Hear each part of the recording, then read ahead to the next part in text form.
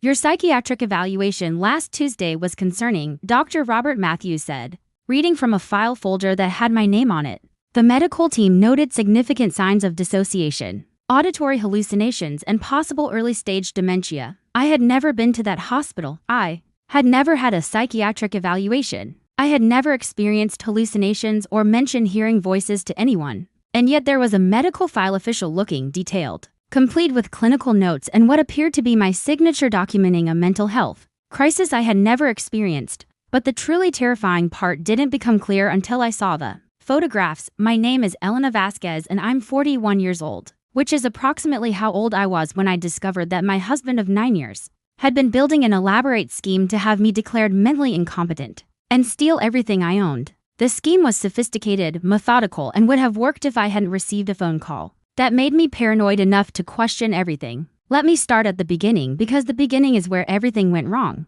I met James Whitmore 12 years ago at a hotel bar in Denver, Colorado. He was charming, well-dressed, and seemed genuinely interested in everything about me. I was a successful financial advisor. I managed portfolios, helped clients build wealth, and understood money in a way that made me valuable in corporate circles. James seemed to find that attractive. He was also successful, he said. He was in commercial real estate development. He traveled frequently. He was building an empire. I should have asked more questions. I should have wondered why a man who claimed to be building an empire had so much time available to pursue a relationship. I should have been suspicious when he pushed for marriage after only 8 months of dating. I should have noticed the way he tried to isolate me from my friends and family, framing it as concern about people who were taking advantage of my success. But I was in love, or I thought I was, and love makes you stupid. We got married in a small ceremony 9 years ago. I was 32, he was 47. Everyone at the wedding commented on how handsome he looked, how perfect we were together. My mother mentioned that he seemed to take a lot of photos of me.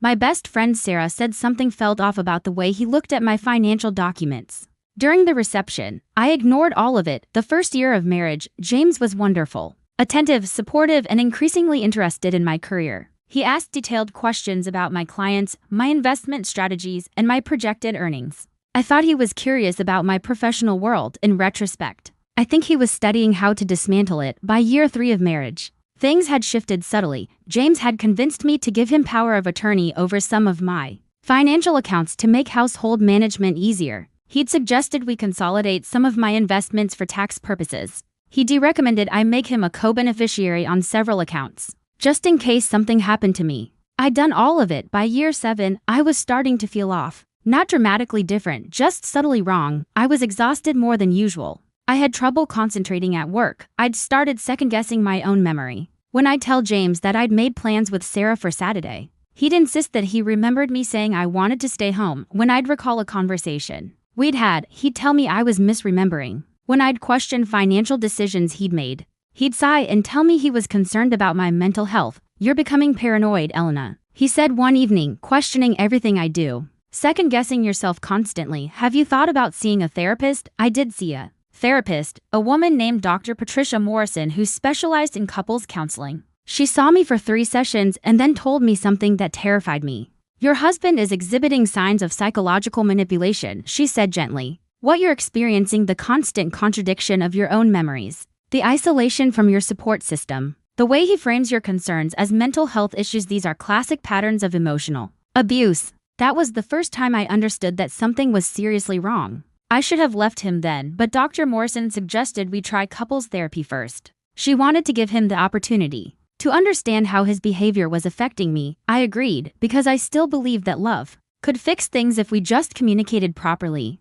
James went to exactly 1 couples therapy session and then told me he wasn't comfortable with it. He said the therapist had a bias against him. He said therapy was making me worse. He suggested I find a different therapist, one who wasn't poisoning my mind against him. I stopped seeing Morrison. What I didn't know was that James had already started his real plan. The phone call that changed everything came from my bank at 8:47 a.m. on a Tuesday morning. Ms. Vasquez, we need to verify a withdrawal request. A man named Marcus from First Denver Bank said, someone came in yesterday with identification claiming to be you, and they attempted to withdraw for $150,000 from your personal account. We didn't process it because the ID seemed slightly off, but we wanted to verify with you directly. My hands went cold. I didn't authorize any withdrawal, I said. What did the ID say? A Colorado driver's license with your name and photo, but the photo looked staged. Professional, like a photo shoot. Not an ID photo. After I got off the phone with the bank, I called my lawyer, a woman named Sandra Wong, who'd been my friend long before she became my legal counsel. I told her about the attempted withdrawal. I told her about the impersonation. I asked her if she could help me figure out what was happening. Meet me at my office in an hour, Sandra said. And Elena, don't tell your husband about this call. At Sandra's office, I explained everything. The emotional manipulation, the financial decisions he'd made, the way he'd isolated me, the attempted impersonation at the bank. Sandra listened carefully, taking notes. And then she did something that changed everything. She Googled my name plus psychiatric hospital and mental evaluation. What came up was a medical record. It was from Denver Mental Health Associates, dated 9 days prior. It documented a psychiatric evaluation for me. Clinical notes described someone experiencing auditory hallucinations and paranoid ideation. There were recommendations for psychiatric medication. There was a detailed narrative of someone struggling with mental health issues that sounded absolutely nothing like me. This is a forgery, Sandra said quietly. This is someone impersonating you at a medical facility. My hands started shaking. How is that even possible? I asked. Don't they check ID? They do. But if the ID is good enough, and if the person is familiar with your personal information, it's possible, especially if they seem cooperative and don't seem like someone who would do this. Sandra called the hospital and pretended to be my emergency contact. She told them she was concerned that the evaluation might have been fraudulent and asked them to provide information about the person who came in. The hospital was reluctant to discuss details, but Sandra's legal pressure eventually got them to admit that there were inconsistencies between the evaluation and their standard protocols. I think your husband hired someone to impersonate you, Sandra said. I think he's building a paper trail to have you declared mentally incompetent. Once you're incompetent, he becomes your conservator. He controls everything, your finances, your medical decisions, your ability to even make a phone call without his approval. I felt like I couldn't breathe. That's insane, I said. That's not something people actually do. People absolutely do this, Sandra said. It's called financial elder fraud. Though you're not elderly. It's called conservatorship abuse. It's become disturbingly common, especially when the person doing it is married to the victim. Sandra filed a police report. She contacted the FBI. Because interstate healthcare fraud was involved, she got me access to all the medical records related to the fake evaluation, and then, over the course of the next week, she helped me gather evidence. The evidence was damning. The photo on the ID was definitely not me, but it was close enough that someone glancing at it might not notice immediately. The handwriting on the intake form was similar to mine but not quite right to careful, like someone practicing. The personal history given during the evaluation contained details about my life, but also contained inaccuracies that would be obvious to me but might not be obvious to a doctor who didn't know me personally. But the truly incriminating thing was what Sandra found when she subpoenaed James's emails and financial records. There was a series of emails between James and a woman named Deborah Moss. The emails discussed payment for services rendered. The emails mentioned meeting with the doctor and creating the medical file and establishing a pattern of mental illness. The payment records showed that James had paid Deborah $75,000 for her participation in what was clearly a coordinated scheme. There were also older emails dating back to before James and I were married. Emails where he discussed finding a woman with significant assets and establishing financial control and creating the legal grounds for conservatorship. He had been planning this the entire time. For 12 years, he had been planning to have me declared incompetent and steal everything from me. I went to the FBI office in Denver with Sandra. I provided them with all the evidence. I explained the scheme in detail. I told them about the medical fraud, the identity impersonation, the hired collaborator, and the evidence of premeditation going back years. Special Agent Michael Torres, who specialized in financial fraud, listened carefully to everything I said. This is a sophisticated scheme, he said.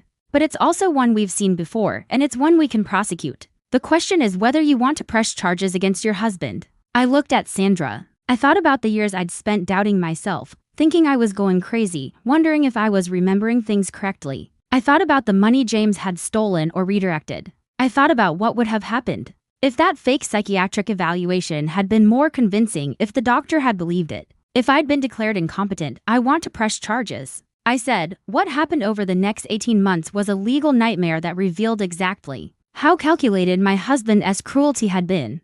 The FBI arrested James at his office on a Thursday afternoon. They also arrested Deborah Moss and the doctor who had participated in the scheme, a physician named Dr. Gerald Hoffman, who had written the false psychiatric evaluation in exchange for cash payments. Federal charges were filed: wire fraud, identity theft, conspiracy to commit fraud, and healthcare fraud. The conspiracy charges were particularly serious because the FBI demonstrated that this had been a long-term, premeditated scheme. James's lawyer tried to paint this as a misunderstanding. He claimed the fake evaluation was a prank that had gotten out of hand. He claimed Deborah Moss had acted on her own. He claimed Dr. Hoffman had fabricated the documents. None of it was believable once the evidence was presented.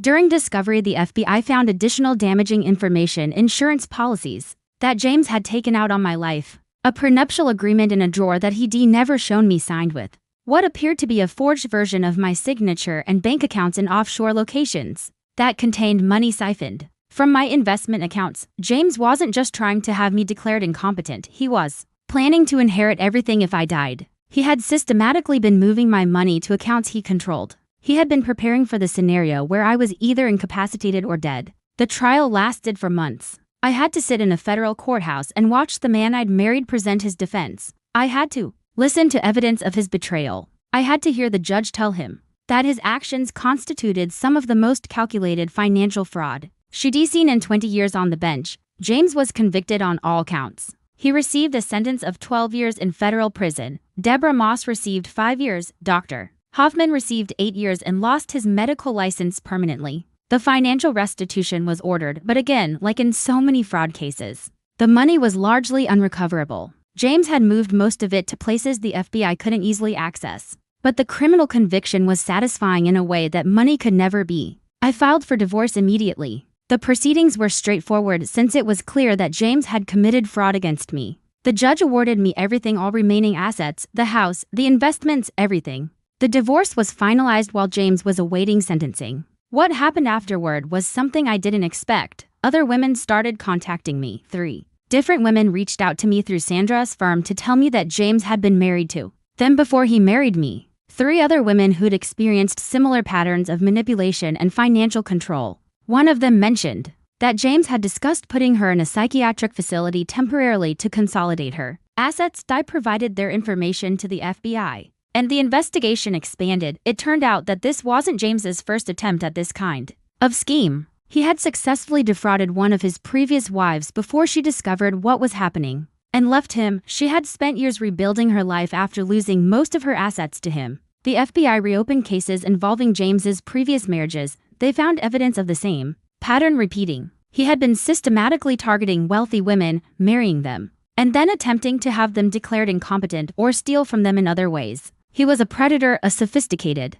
patient, intelligent predator, and I had almost become his most complete victim. 2 years after James was imprisoned, I was doing better. I'd rebuilt my investment business. I'd reconnected with my family and friends. I'd started seeing a therapist again, Dr. Patricia Morrison, the one James had driven away to process the trauma of what had happened. I'd also started speaking publicly about conservatorship abuse and spousal financial fraud. I testified in front of a state legislature about the need for stronger protections for people who might be targeted by these kinds of schemes. I worked with victim advocacy groups to help other women recognize the warning signs of financial abuse. The one thing I hadn't done was forgive James. I didn't think I ever would. What I learned from this experience was that trust needs to be earned, not assumed. I had given James access to my life because he was my husband and because I wanted to believe in the best in people. That naivety had almost cost me everything. The warning signs were there from the beginning: the way he pushed for marriage quickly, the way he discouraged my friendships, the way he insinuated himself into my financial life, the way he made me doubt my own memory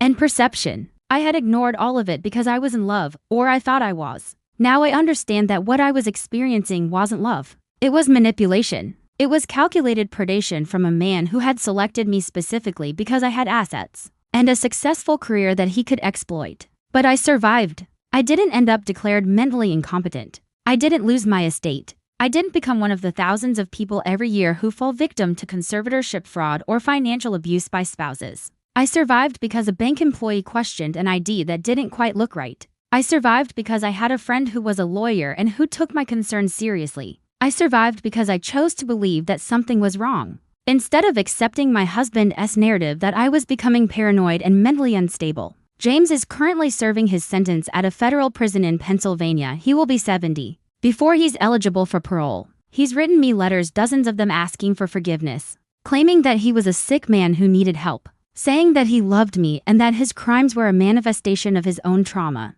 I've never responded to a single one.